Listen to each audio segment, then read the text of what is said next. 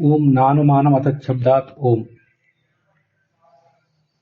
ನತು ನಾರಾಯಣಾದೀನಾಂ ನಾಮ್ನಾಂ ಅನ್ಯತ್ರ ಸಂಭವಃ ಅನ್ಯನಾಮ್ನಾಂ ಗತಿರ್ವಿಷ್ಣು ಏಕ ಏವ ಪ್ರಕೀರ್ತಿತಃ.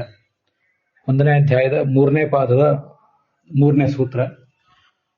ಅಲ್ಲಿ ದ್ವಿಭಾದ್ಯಧಿಕರಣ ನಡೆದಿದೆ. ತತ್ವಪ್ರಕಾಶಿಕಾಗನುಸಾರವಾಗಿ ಭಾಷ್ಯ ನೋಡ್ತಿದ್ದೇವೆ. ಇವು ಕೆಲವು ವಿಶೇಷ ನಾಮಗಳಿವೆ. ಎಲ್ಲವೂ ಭಗವಂತನ ನಾಮಗಳೇ, ಆದರೆ ಆ ನಾಮಗಳನ್ನೇ ಆತ ಉಳಿದ ದೇವತೆಗಳು ಮೊದಲಾದವರಿಗೆ ಕೊಟ್ಟಿದ್ದಾನೆ. ರುದ್ರ, ಮಹಾದೇವ ಇವು ಮೊದಲಾದ ನಾಮಗಳಿವೆ. ಇವುಗಳನ್ನು ಭಗವಂತನೇ ನಾಮಗಳನ್ನು ಆತ ಉಳಿದವರಿಗೆ ಕೊಟ್ಟಿದ್ದಾನೆ.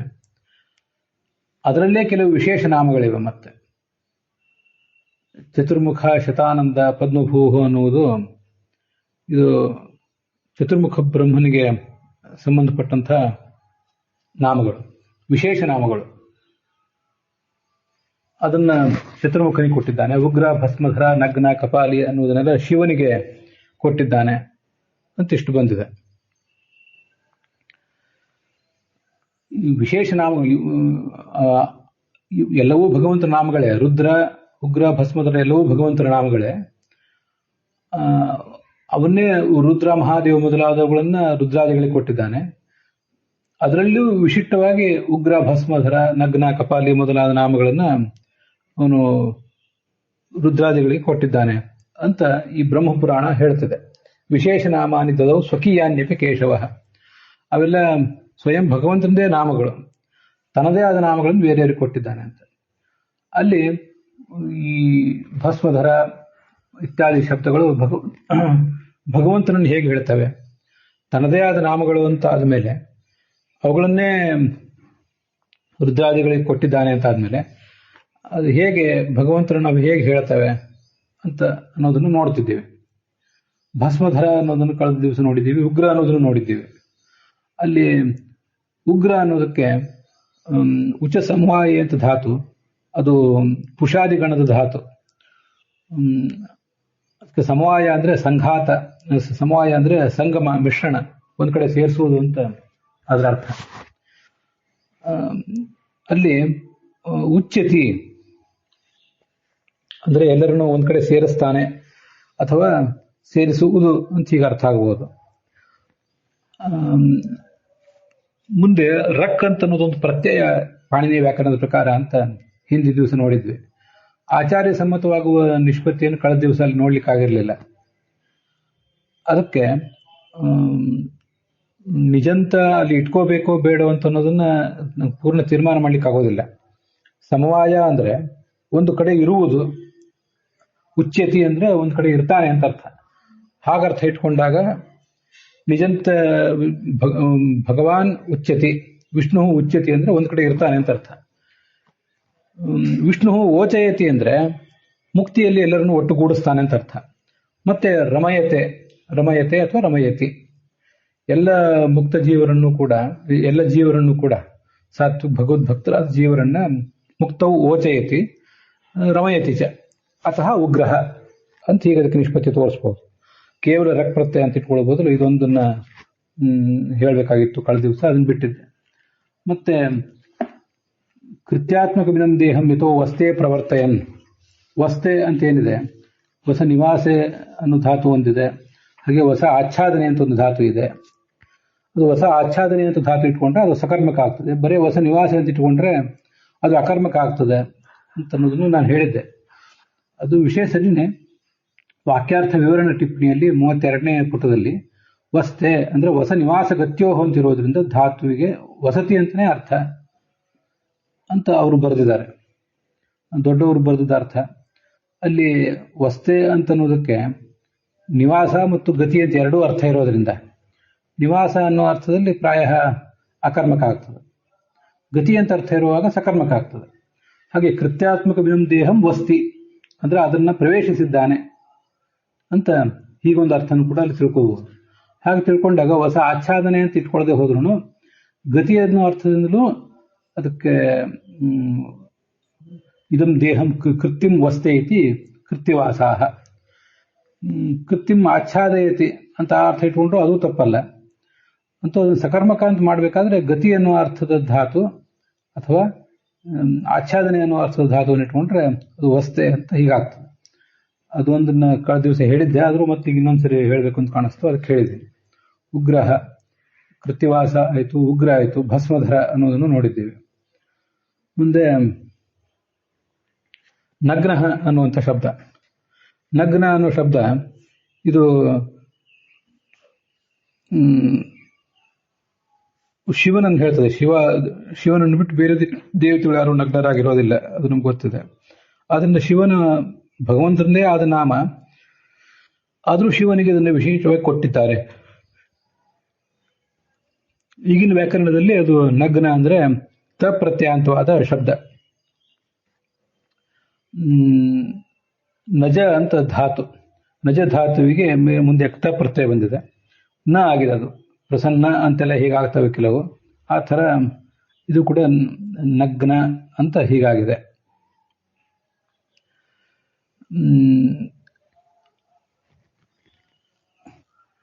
ನಜ ಧಾತುವಿಗೆ ತ ಪ್ರತ್ಯಯ ಬಂದು ಹುಟ್ಟಿದ ರೂಪ ನಗ್ನ ಅಂತ ಹೇಳಿ. ಅದಕ್ಕೆ ಓ ನಜಿ ಲಜ್ಜಾಯಾಮ್ ಅಂತ ಧಾತು ಹೀಗೊಂದು ಕಾಣಿಸ್ತದೆ. ಅದಕ್ಕೆ ಕ್ತ ಪ್ರತ್ಯಯ, ಕ್ತ ಪ್ರತ್ಯಯದಲ್ಲಿರುವ ತಕಾರ ನಕಾರ ಆಗಿಬಿಡ್ತದೆ. ಹಾಗಾಗಿ ನಗ್ನ ಅಂತ ರೂಪ. ಲಜ್ಜಾಯಾಮ್ ಸ್ವಯಂ ತಾನು ನಾಚ್ತಾನೆ ಅಥವಾ ಇನ್ನೊಬ್ಬರನ್ನ ನಾಚಿಕೆ ಒಳಪಡಿಸ್ತಾನೆ, ಅದರಲ್ಲೂ ಸ್ವಯಂ ತಾನು ನಾಚ್ತಾನೆ ಅನ್ನೋ ಅರ್ಥವೇ ಹೆಚ್ಚು ಯೋಗ್ಯ. ಇದು ನಗ್ನ ಅನ್ನೋ ಶಬ್ದ. ಶಿವ ನಾಚ್ತಾನೋ ಬಿಡ್ತಾನೋ ಅಂತ, ಯಾರು ನಗ್ನರಾಗಿ ಇನ್ನೊಬ್ಬರು ಎದುರಿಗೆ ಹೋಗ್ಲಿಕ್ಕೆ ಜನ ನಾಚುತ್ತಾರೆ, ಆದ್ರಿಂದ ಅದು ನಗ್ನ ಅನ್ನೋ ಶಬ್ದ ನಿಷ್ಪನ್ನ ಆಗಿದೆ, ಅಷ್ಟು ಸರಿ. ಅದು ಭಗವಂತನನ್ನು ಹೇಗೆ ಹೇಳ್ತದೆ ಅಂದ್ರೆ, ಈ ಅಗ್ನಿ ಅಂತ ಅನ್ನೋದು ಏನಿದೆ ಇದೆಯಲ್ಲ, ಹಾಗೆಯೇ ಅಗ್ನಿ ಅನ್ನೋಂಥರನೇ ನಗ್ನ ಅಂತ ಅನ್ನೋದು ಕೂಡ ಅಂತ ಅವರು ಅಭಿಪ್ರಾಯ ಪಡ್ತಾರೆ. ಗ ಅಂದ್ರೆ ಗಮನಶೀಲವಾದದ್ದು, ನಗ್ನ ಅಂದ್ರೆ ಗಮನಶೀಲ ಅಲ್ಲದೆ ಇದ್ದದ್ದು. ಅದನ್ನ ನಯತಿ, ಗಮನಶೀಲವಲ್ಲದ, ಸ್ವತಃ ಗಮನಶೀಲವಲ್ಲದ ಜಗತ್ತಿಗೆ ಗಮನ ಕೊಟ್ಟವನು, ಆದ್ರಿಂದ ಆತನನ್ನು ನಗ್ನ ಅಂತ ಹೇಳಬೇಕು ಅಂತ. ಈಗ ಗಚ್ಚತೀತಿ ಗಹ, ನಗ್ನಃ ನ ಗಹ ಅಗ್ನಹ ಅಂತ ಆಗ್ಬೇಕಲ್ಲ, ನಗ್ನ ಅಂತ ಹೇಗೆ ನಗ್ಗ ಅಂತ ಹೇಗೆ ಆಗ್ತದೆ ಅಂತ ನಿಮ್ಗೆ ಪ್ರಶ್ನೆ ಬರ್ತದೆ. ಅದು ನಿಷೇಧವನ್ನು ಸೂಚನೆ ಮಾಡಲಿಕ್ಕೆ ಒಂದು ನನ್ಯ ಇದೆ, ಇನ್ನೊಂದು ಬರೇ ನ ಇದೆ. ನಿಷೇಧವನ್ನು ಸೂಚನೆ ಮಾಡುವ ನನ್ಯು ಬಂದಾಗ ಅಲ್ಲಿ ನ ಮತ್ತು ನ್ಯ ಎಲ್ಲ ಹೊರಟೋಗಿ ಕೇವಲ ಉಳಿತದೆ, ನ ವಿದ್ಯಾ ಅವಿದ್ಯಾ ಹೀಗೆಲ್ಲ. ಆದ್ರೆ ಅದನ್ನೇ ನಿಷೇಧವನ್ನೇ ಸೂಚನೆ ಮಾಡ್ಲಿಕ್ಕೆ ಮತ್ತೊಂದು ನ ಅಂತ ಒಂದು ಪ್ರತ್ಯೇಕ ಅವ್ಯಯ ಇದೆ, ಅದು ಬಂದಾಗ ಈ ನ ಹೋಗೋದಿಲ್ಲ. ಅದರಿಂದಾಗಿ ನವಿದ್ಯಾ ಅಂತಾನೆ ಸಮಸ್ತ ಪದ ಆಗಿಬಿಡ್ತದೆ. ಆ ಥರ ಇಲ್ಲೂ ಕೂಡ ಗಚ್ಚತೀತಿ ಗಹ, ನ ಗಹ ನಗಹ. ಆಮೇಲೆ ನಗ ಅಂತ ಆದ್ಮೇಲೆ ಆ ನಗಂ ನಯತೀತಿ ನಗ್ರಹ ಅಂತ ಹೀಗೆ ಶಬ್ದ ನಿಷ್ಪನ್ನ ಆಗ್ತದೆ. ಈ ನಮಗೆ ಇವತ್ತು ಕೂಡ ನಗ ಅಂತಂದ್ರೆ ಪರ್ವತ ಅನ್ನೋ ಅರ್ಥದಲ್ಲಿ ನಗ ಅಂತ ಶಬ್ದ ಇದ್ದೇ ಇದೆ. ನ ಗಮ ಧಾತುವಿಗೆ ಡ ಪ್ರತ್ಯಯ ಬಂದು ನ ಗಚ್ಚತಿ, ಆದ್ರಿಂದ ನಗಹ ಅಲ್ಲಿ ನೋಡಿ ನ ಅನ್ನೋದನ್ನೇ ತಗೊಂಡಿದ್ದಾರೆ, ನ ಅಲ್ಲ ಅದು. ಅಂಥದನ್ನ ನಯತಿ ಮುನ್ನಡೆಸ್ತಾನೆ, ಆದ್ರಿಂದ ನಗ್ನಃ. ಇದು ಶಿವನು ನಡೆಸ್ತಾನೆ, ಬುದ್ಧಿ ಇತ್ಯಾದಿಗಳನ್ನು ಕೊಡ್ತಾನೆ, ಮನನ ಮಾಡಿಸುವ ದೇವತೆ ಅವನು. ಭಗವಂತ ಸೀಮಾತೀತವಾಗಿ ಪೂರ್ಣವಾಗಿ ನಮ್ಮನ್ನು ಮುನ್ನಡೆಸುವವನು ಅವನೇ. ಇಲ್ಲಿ ವ್ಯರ್ಥವಾಗಿ ತ ಪ್ರತ್ಯಯದ ನಕಾರ ಅಂತ ಇಟ್ಕೊಂಡು ಅದನ್ನು ಹೇಳೋದೇ ಇನ್ನೊಂದು ಧಾತು, ಇದು ಧಾತುವಿನ ನಕಾರ ಅಂತ ಹೇಳೋದು ಇನ್ನೂ ಚೆನ್ನಾಗಿದೆ. ನಗ್ನಃ, ಭಸ್ಮಧರ, ಇಷ್ಟು ಶಬ್ದಗಳಾದವು. ಮುಂದೆ ಕಪಾಲಿ ಅಂತ ಒಂದು ಶಬ್ದ ಇದೆ. ಕಪಾಲ ಅಂದ್ರೆ ನಮಗೆಲ್ಲ ಗೊತ್ತಿರುವಂತೆ ಕಪಾಲ ಉಳ್ಳವನು ಅಂತ ಅರ್ಥ. ಶಿವನನ್ನ ಕಪಾಲಿ ಅಂತ ಹೇಳ್ತಾರೆ. ಆಯ್ತು, ಕಪಾಲ ಅಂದ್ರೆ ಏನಂತ ಅದು ಬೇಕಲ್ಲ. ಕಂ ಮಸ್ತಕಂ ಪಾಲಯತಿ ಇತಿ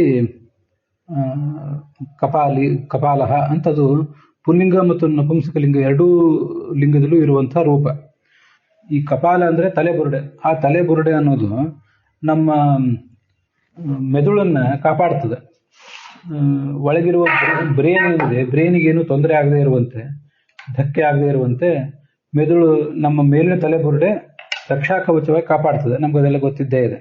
ಆದ್ರಿಂದ ಕಂ ಅಂದ್ರೆ ಶಿರಸ್ಸು ಅಂತ ಅರ್ಥ ಇನ್ ಜನರಲ್.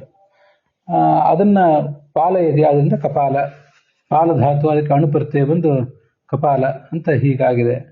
ಅದು ಇನ್ನೊಂದು ಕಂಪತೆ ಅನ್ನೋ ಧಾತುವನ್ನು ಇಟ್ಕೊಂಡು ಆ ಪ್ರಕಾರನೂ ಮಾಡ್ತಾರೆ. ಅದಕ್ಕಿಂತ ಇದೇ ಚೆನ್ನಾಗಿದೆ, ಇಷ್ಟು ಸಾಕು ನಮಗೆ. ಇದು ಕಪಾಲ. ಕಪಾಲ ಉಳ್ಳವನು ಭಗವಂತ ಅಂತ, ಕಪಾಲ ಉಳ್ಳವನು ಶಿವ ಅಂತ ಇದರ್ಥ. ಸರಿ, ವಿಷ್ಣುವಿಗೆ ಕಪಾಲಿ ಅಂತ ಅನ್ನೋದು ಹೇಗೆ? ಅದಕ್ಕೆ ಗೋವಿಂದಾಚಾರ್ಯ ಅಭಿಪ್ರಾಯ ಪಡ್ತಾರೆ.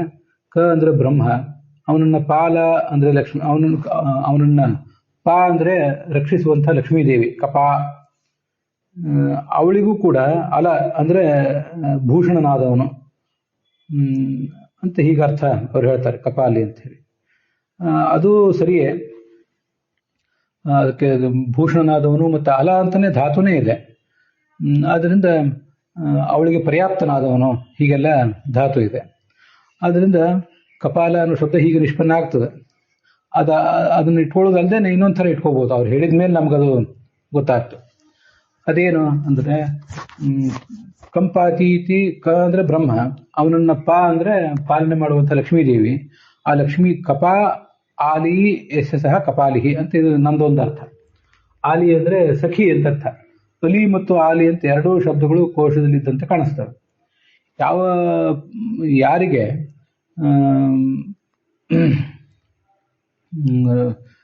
ಚತುರ್ಮುಖ ಬ್ರಹ್ಮನಿಗೂ ರಕ್ಷಕಳಾದ ಲಕ್ಷ್ಮೀದೇವಿಯೇ ಗೆಳತಿಯಾಗಿದ್ದಾಳೋ ಅವನೇ ಕಪಾಲಿ ಅಂತ ಹೀಗೆ ಶಬ್ದ ನಿಷ್ಪನ್ನ ಆಗ್ತದೆ.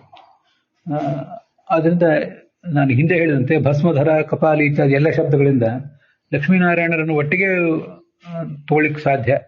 ಎಲ್ಲೆಲ್ಲೇ ವೇದ ಬಂದ್ರು, ಅಲ್ಲಿ ವೇದವಾಕ್ಯ ಬಂದ್ರು, ಅಲ್ಲಿ ಏನಾದರೂ ಕೆಲವು ಕಡೆ ಇಬ್ಬಿಬ್ಬರನ್ನು ಸ್ತೋತ್ರ ಮಾಡಿದ್ರೆ ಅಲ್ಲೆಲ್ಲ ಸಾಮಾನ್ಯವಾಗಿ ನಮ್ಮ ಸಂಪ್ರದಾಯದಲ್ಲಿ ಮುಖ್ಯ ಪ್ರಾಣ ಮತ್ತೆ ಪರಮಾತ್ಮನ ಪರವಾಗಿ ಅರ್ಥ ಮಾಡಿರ್ತಾರೆ.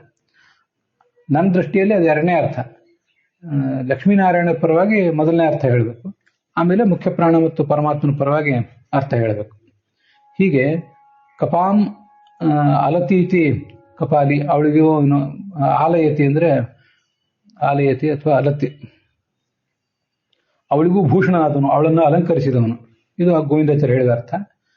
ಕಪಾ ಆಲಿಹಿ ಎಸ್ ಸಹ ಅಥವಾ ಕಪಾ ಆಲಿ ಎಸ್ ಸಹ ಕಪಾಲಿ ಅಂತನ್ನೋದು ಇದು ನನಗೆ ಗಮನಕ್ಕೆ ಬಂದಂಥ ಒಂದು ಅರ್ಥ. ಅದೆರಡನ್ನು ನಿಮ್ಮ ಎದುರಿಗೆ ಹಂಚಿಕೊಂಡಿದ್ದೇನೆ. ಪಾರಕ್ಷಣೆ ಅಂತ ಒಂದು ಧಾತು ಇದೆ, ಪಾಲರಕ್ಷಣೆ ಅಂತ ಮತ್ತೊಂದು ಧಾತು ಇದೆ. ಆದ್ದರಿಂದ ಕಂ ಪಾಲಯತಿ ಇತಿ ಕಪಾಲಿ ಅಂತಾನೆ ನೇರವಾಗಿ ಚತುರ್ಮುಖ ಬ್ರಹ್ಮನನ್ನು ಪಾಲಿಸುವ ಪರಮಾತ್ಮ ಅಂತ ನೇರವಾಗಿ ಅರ್ಥ ಬಂದ್ಬಿಡ್ತದೆ. ಇನ್ನೊಂದು ಪಾರಕ್ಷಣೆ ಅಂತ ಧಾತು ಇಟ್ಕೊಂಡ್ರೆ ಕಂ ಚತುರ್ಮುಖ ಬ್ರಹ್ಮನನ್ನು ಪಾತಿ ರಕ್ಷಿಸ್ತಾಳೆ, ಆದ್ರಿಂದ ಕಪಾ ಲಕ್ಷ್ಮೀದೇವಿ. ಕಪಾಂ ಅಲತಿ ಇತಿ ಕಪಾಲಿಹಿ ಅಥವಾ ಕಪಾಲಿ ಅಂತ ಮತ್ತೊಂದು ರೂಪ. ನೀವು ಎರಡು ಧಾತುಗಳಿಂದಲೂ ಅದನ್ನ ಮಾಡಬಹುದು. ಅಲಿ ಅಂದ್ರೆ ಸಖಿ ಅನ್ನೋ ಅರ್ಥವನ್ನು ಇಟ್ಕೊಂಡು ಆ ಥರನೂ ಮಾಡಬಹುದು. ಇವಿಷ್ಟು ವಿಶೇಷ ನಾಮಗಳು, ಎಲ್ಲವೂ ಭಗವಂತನ ನಾಮಗಳೇ. ಉಗ್ರ, ಮಹಾದೇವ, ರುದ್ರ ಇತ್ಯಾದಿ, ಹಿಂದೆ ಬಂದಿರುವ ರುದ್ರ, ಈಶಾನ, ಮಹಾದೇವ, ಪಿನಾಕಿ ಎಲ್ಲವೂ ಭಗವಂತನ ನಾಮಗಳೇ. ಅವುಗಳನ್ನು ರುದ್ರನಿಗೆ ಕರೀತಾರೆ. ಆದರೆ ಪೌರಾಣಿಕ ಸಾಹಿತ್ಯದಲ್ಲಿ ಮತ್ತು ವೇದಗಳಲ್ಲಿಯೂ ಕೂಡ ರುದ್ರ, ಮಹಾದೇವ ಇತ್ಯಾದಿ ಶಬ್ದಗಳನ್ನ ಇಬ್ಬರಿಗೂ ಕರೀತಾರೆ. ರುದ್ರನಿಗೂ ಮತ್ತೆ ವಿಷ್ಣುವಿಗೆ ಇಬ್ಬರಿಗೂ ಕರೀತಾರೆ. ಆದ್ರಿಂದ ಅದು ವಿಶೇಷ ನಾಮ ಅನಿಸ್ಕೊಳ್ಳೋದಿಲ್ಲ, ಸಾಮಾನ್ಯ ನಾಮ ಅನಿಸ್ಕೋತದೆ. ಅದೇ ಪುರಾಣಗಳಲ್ಲಿ ಉಗ್ರ, ಭಸ್ಮಧರ, ನಗ್ನ, ಕಪಾಲಿ ಮೊದಲಾದ ಶಬ್ದಗಳನ್ನ ರುದ್ರನಿಗೆ ವಿಶೇಷವಾಗಿ ಕರೀತಾರೆ. ಆದ್ರಿಂದ ಅದನ್ನು ವಿಶೇಷ ನಾಮಗಳು ಅಂತ. ಈ ವಿಶೇಷ ನಾಮಗಳು, ಸಾಮಾನ್ಯ ನಾಮಗಳು ಎರಡೂ ಭಗವಂತನಿಗೆ ವಾಚಕ. ಆದರೆ ಅವು ಕೆಲವು ನಾಮಗಳು ಅದರಲ್ಲಿ ವಿಶೇಷ ನಾಮ, ಕೆಲವು ಸಾಮಾನ್ಯ ನಾಮ. ಸಾಮಾನ್ಯ ನಾಮ ಅಂದ್ರೆ ಇಬ್ಬರಿಗೂ ಅನ್ವಿತ ಆಗುವಂಥವು. ರುದ್ರನಿಗೆ ವಿಶೇಷವಾಗಿ ಪುರಾಣದಲ್ಲಿ ವರ್ಣಿತ ಇದ್ರೆ ಅದು ವಿಶೇಷ ನಾಮ ಆಗ್ತದೆ.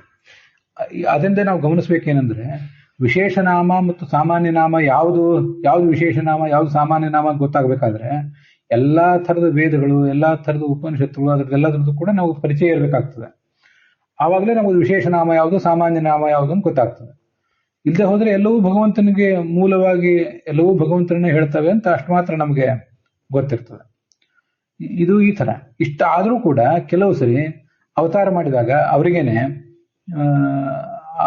ಭಗವದ್ವಾಚಕವಾದ ಅದೇ ಶಬ್ದಗಳನ್ನೇ ಹೆಸರು ಕೊಡ್ತಿರ್ತಾರೆ. ಈ ಉದಾಹರಣೆ ನಾರಾಯಣ ಅನ್ನೋ ನಾಮವನ್ನು ಬೇರೆ ಯಾರಿಗೂ ಕೊಟ್ಟಿಲ್ಲ ಅಂತ ಬಂದಿದೆ ಮೇಲೆ ವಾಮನ ಪುರಾಣದಲ್ಲಿ. ನಾರಾಯಣ, ಪುರುಷ, ವಿಷ್ಣು ಇದರಿಂದ ವಾಚ್ಯರಾದ ದೇವತೆಗಳು ಯಾರೂ ಇಲ್ಲ ಪರಮಾತ್ಮನನ್ನು ಬಿಟ್ರೆ. ಅಲ್ಲಿ ಅದನ್ನು ಸಮನ್ವಯ ಮಾಡಿ ತೋರಿಸಬಾರದು. ಮೂಲ ರೂಪದ ಅದು ಇಷ್ಟಾದ್ರೂ ಕೂಡ ಅದು ಮೂಲ ರೂಪಕ್ಕೆ ಸಂಬಂಧಪಟ್ಟದ್ದು.